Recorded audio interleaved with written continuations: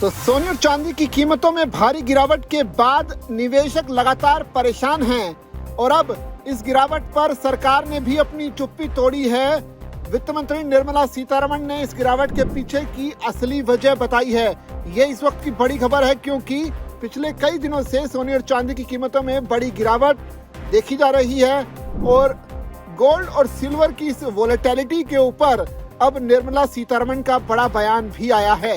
तो भारत में पिछले कुछ दिनों से सोने और चांदी की कीमतों में भारी अनिश्चितता देखने को मिल रही है।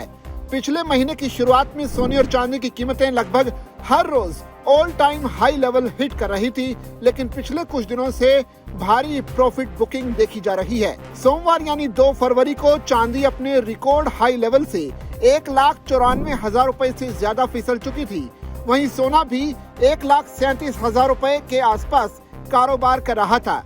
सोने और चांदी के इस उतार चढ़ाव पर सरकार ने अपनी चुप्पी तोड़ दी है। सोमवार को वित्त मंत्री निर्मला सीतारमण ने न्यूज एजेंसी पीटीआई को बताया कि इंटरनेशनल मार्केट में जो अनिश्चितता का माहौल बना हुआ है, उसका सीधा असर सोने की कीमतों पर दिख रहा है। वित्त मंत्री ने कहा कि दुनिया भर में निवेशक इस समय किसी भी एक करेंसी पर पूरी तरह से भरोसा नहीं कर पा रही हैं, जिसकी वजह से वो कमोडिटी मार्केट का रुख कर रही हैं। इससे सोने के भाव में उतार चढ़ाव देखा जा रहा है। इंडियन बुलियन डेटा के मुताबिक महज पिछले 5 दिनों में ही सोने के दाम में 19% से ज्यादा की भारी गिरावट आई है। 29 जनवरी को इसने 1,70,480 रुपए के लेवल पर अपना ऑल टाइम हाई बनाया था। आज इसने 1,37,065 रुपए पर इंट्राडे लो बनाया। हालांकि बाद में थोड़ी रिकवरी देखी गई और ये 1,49,000 रुपए प्रति 10 ग्राम के आसपास ट्रेड कर रहा था।